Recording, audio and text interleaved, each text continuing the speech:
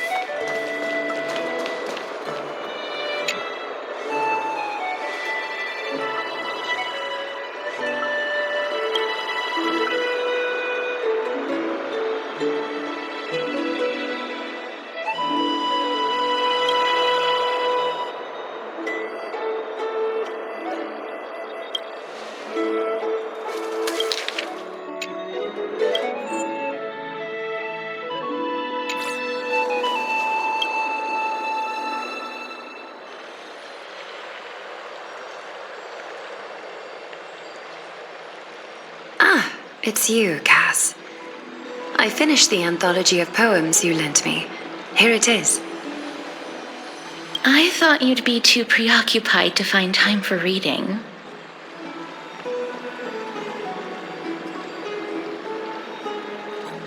Precisely because of these obligations, I felt compelled to read it swiftly. Wouldn't all these preoccupations slow your pace? On the contrary, knowing that time is limited can push one to overcome their limitations. The weight of these responsibilities seems to have enhanced my reading efficiency. I understand completely. During my time at the Grove, the closer exams drew, the more efficient I became at tackling everyday mundane tasks. Anything but... Precisely. As I remember, you and Finon were both disciples of the new Sporists. I assume that Anaxa's exams were as unreasonable as the man himself. The courses Professor Anaxa taught were Introduction to Alchemy and History of Mythology. And to be perfectly honest, those two courses were the students' greatest nightmares. The history of mythology taught by the blasphemous great performer himself. I can imagine their fear. Now that I think about it, students would often rush to the podium during class to challenge him on those blasphemous ideas. May I ask, Lady Aglaya, has your relationship with Professor Anaxa always been like this? He openly dismisses people's faith and questions the very justification of the flame chase journey. Our positions have been destined to be at odds. While you were studying there, I assume you must... A dromus draped in finery? As I see it, this nickname is more of an insult to the dromas. Despite his insufferable arrogance, I do hold a certain respect for his nature as a scholar. To remain true to his principles, he is unafraid to stand opposed to the world, and that requires considerable resolve. Anaxagoras' life is almost like a satire. As a Chrysos heir, he refuses to heed the prophecy, while he disrespects the gods. The gods have chosen him. He was indeed chosen by Circes. Is something weighing on you, Cass? The golden thread is quivering. I sense there's more to this exchange than idle chatter. With all due respect, I'd like to know what you plan to do with him. In light of his assistance in the battle against the Flame Reaver, I am willing to grant him some time to find a way to remove the cool flame. However, if Anaxa decides to make any move that places us in danger, Just as I feared. the flame chase journey is the destined path for the Chrysos heirs. Yet he now seems more like an empty shell. Given his strong sense of self-respect, I trust. Still, I can't help but hope for another possibility. Perhaps Anaxa will also overcome his limitations, now that he knows time is limited. I understand your stance. Let's continue this discussion, but now, let's greet our guest. You're here. Does this mean you're ready to take on Orynyx's trial? It seems that this sacred beast is just as indispensable, given their intricate ties to the Titan. Memmy mem, memmy mem mem mem mem, memmy mem memmy mem. Surrendering the core flame is a Chrysos heir's duty. Your selfless assistance is deeply appreciated. However, I urge you to carefully consider the risks of accepting the trial. Becoming a demigod means forsaking your humanity. You will inherit Orynyx's divinity and bear the time of Amphorius, all on your own. From that point onward, your fate will be forever intertwined with ours, never to be separated again, until the end.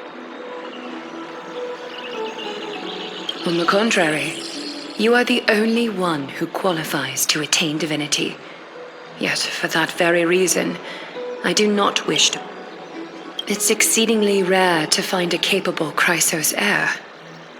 If this path proves unattainable, I am willing to lower my expectations. There are still many priests of Yanissopolis and their descendants in the city.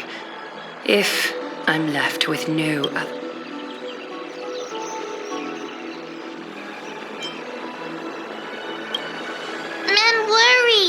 Memmy memmy mem, memmy mem mem mem, memmy mem mem mem. Mem memmy mem, mem memmy mem mem, memmy mem mem. Mem mem mem mem mem mem. Memmy mem mem mem mem mem, memmy mem mem mem mem mem mem. Mem mem mem, memmy mem mem mem mem. It looks like you know that Titan rather well. Memmy mem mem, memmy mem mem mem. Memmy mem mem mem mem. Memories that exist outside. I can't explain why, but I can vouch for Mem's words. When I was in the abyss, I heard the Titan's groans, full of pain and grievances, yet without any ill will. Since you've made your decision, go back to the bath chamber and get some rest. Trina will call. It is difficult for me, as the guide, to absolve myself from blame for things to have progressed to this point. Time and again, you have risen to the occasion for Akima. Nearly rewarding you with some honeydew is no longer able to express when the dust settles. I hope that we'll have the chance to have a long chat regarding your return journey and the curse of the sky.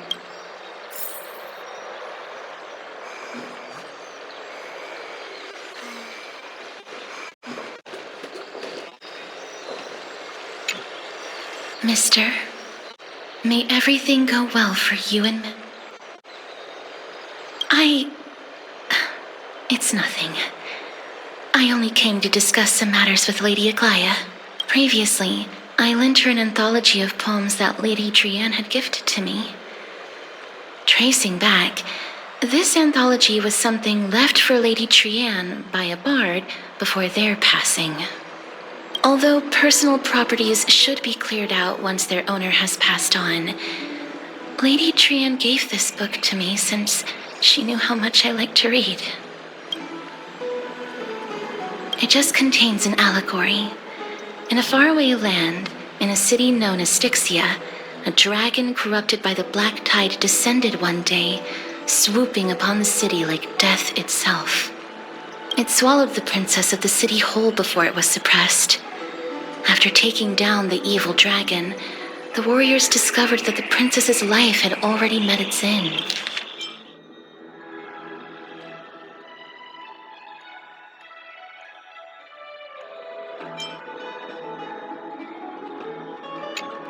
Overwhelmed by grief, the queen hired an alchemist to resurrect the princess using the dragon's flesh and blood.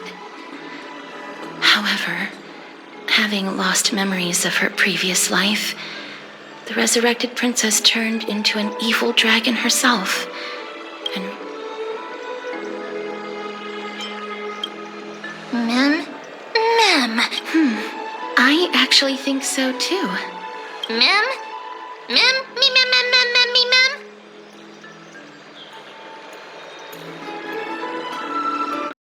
The author of this book is Archepia, a wandering bard who traveled to many cities. Among the things she left behind are poems, dictionaries, and many tragicomedy scripts. She even clearly underlined and took notes in books that covered myths with her elegant handwriting. While flipping through these books, I felt like I was afforded a glimpse into the life of Archepia. It felt just like I was traveling with someone that I'd never met before. It was as if she had yet to pass on and was still alive. That's right. Writing, drawing, and taking photographs. It seems like human nature to try and leave records of things. Speaking of taking photographs, when I was helping you to take the photo previously, I did not look through the photos in your photo stone out of courtesy. But I'm also very curious about the story of the Rosy Celestial Maiden. Despite having visited many cities in Amphorius, I still understand nothing about the world beyond the sky. If there is an opportunity, forget it. Let's talk about this in the future. For now, I only hope that you'll be able to complete the trial safely and obtain Orynyx's blessing.